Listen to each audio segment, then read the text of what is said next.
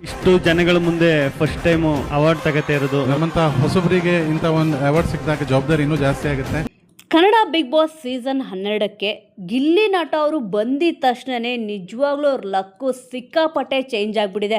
ಹಲವಾರು ರಿಯಾಲಿಟಿ ಶೋಗಳಲ್ಲಿ ಅವರು ಎಷ್ಟೋ ಒಂದು ಟ್ಯಾಲೆಂಟ್ ಇದ್ದರೂ ಕೂಡ ತೋರಿಸಿದ್ರು. ಎಲ್ಲದರಲ್ಲೂ ಕೂಡ ನೀವು ಅಬ್ಸರ್ವ್ ಮಾಡಿರ್ಬೋದು, ಇಲ್ಲಿ ಅವರು ರನ್ನರ್ ಅಪ್ ಆಗಿದ್ರು, ವಿನ್ನರ್ ಪಟ್ಟ ಸಿಕ್ಕಿರಲಿಲ್ಲ.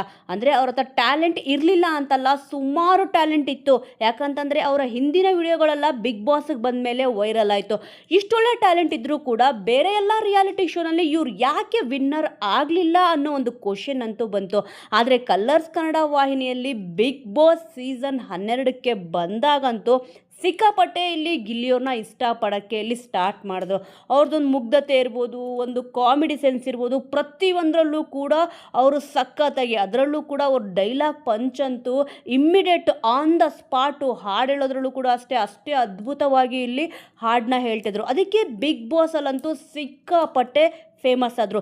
ಈಗ ಹೊರಗಡೆ ಬಂದರೂ ಕೂಡ ಈಗ ಇಲ್ಲಿ ಪ್ರತಿಯೊಬ್ಬರು ಹೇಳೋದು ಒಂದೇ, ಗಿಲ್ಲಿ ಅಂತ ಯಾರೂ ಕೂಡ ಕರೆಯಲ್ಲ, ಗಿಲ್ಲಿ ಬಾಸ್ ಅಂತಂದ್ಬಿಟ್ಟು ಹೇಳ್ತಿದ್ದಾರೆ. ಪ್ರತಿಯೊಂದು ಫಂಕ್ಷನಲ್ಲೂ ಯಾವುದೇ ಒಂದು ಸಭೆ ಸಮಾರಂಭ ಇರಲಿ, ಇಲ್ಲಿ ಗಿಲ್ಲಿಯವರು ಇಲ್ಲ ಅಂತಂದರೆ ಆ ಒಂದು ಫಂಕ್ಷನ್ನು ಪರಿಪೂರ್ಣ ಆಗಲ್ಲ ಅಂತಂದ್ಬಿಟ್ಟು ಅನ್ನೋ ಅಷ್ಟರ ಮಟ್ಟಿಗೆ ಪ್ರತಿಯೊಬ್ಬರು ಕೂಡ ಗಿಲ್ಲಿಯವ್ರನ್ನ ಇಷ್ಟಪಡ್ತಿದ್ದಾರೆ. ಗಿಲ್ಲಿಯವರು ಬರ್ತಿದ್ದಾರೆ ಅಂದರೆ ಸಾಕು, ಸಿಕ್ಕಾಪಟ್ಟೆ ಇಲ್ಲಿ ಫ್ಯಾನ್ಸ್ಗಳು ಅವ್ರನ್ನ ನೋಡೋಕ್ಕೆ ಕಾತುರದಿಂದ ಕಾದು ಕುಳಿತಿರ್ತಾರೆ.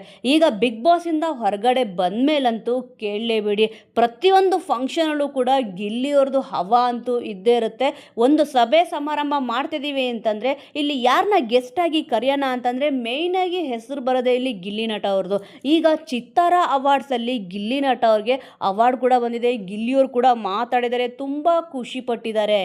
ಈಗ ಪ್ರತಿಯೊಬ್ಬರು ಹೇಳೋದೇನಪ್ಪ ಅಂತಂದರೆ, ಬೆಳೆದ್ರೆ ಗಿಲ್ಲಿ ಥರ ಬೆಳಿಬೇಕಪ್ಪ ಅಂತ ಕೂಡ ಇಲ್ಲಿ ಹೇಳ್ತಾರೆ. ಅಂದರೆ ಫೇಮಸ್ ಆದರೆ ಗಿಲ್ಲಿಯವ್ರ ಥರ ಫೇಮಸ್ ಆಗಬೇಕು ಅಂತಂದ್ಬಿಟ್ಟು ಪ್ರತಿಯೊಬ್ಬರು ಕೂಡ ಆಸೆ ಪಡ್ತಿದ್ದಾರೆ. ಈಗ ಚಿತ್ತಾರ ಅವಾರ್ಡ್ಸಲ್ಲಿ ಕಾವ್ಯ ಅವರು, ಗಿಲ್ಲಿಯವರು, ಸುಮಾರು ಜನ ಇಲ್ಲಿ ಬಂದಿದ್ದಾರೆ.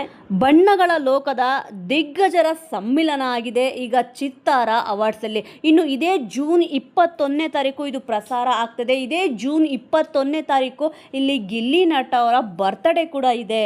ಇಷ್ಟು ಜನಗಳ ಎದುರುಗಡೆ ಫಸ್ಟ್ ಟೈಮ್ ಅವಾರ್ಡ್ ತಗೊಂತಿರೋದು ಅಂತಂದ್ಬಿಟ್ಟು ಗಿಲ್ಲಿಯವರು ಹೇಳಿದ್ದಾರೆ. ಸಿಕ್ಕಾಪಟ್ಟೆ ಖುಷಿಯಲ್ಲಿದ್ದಾರೆ ಅಂತ ಗೊತ್ತಾಗ್ತದೆ.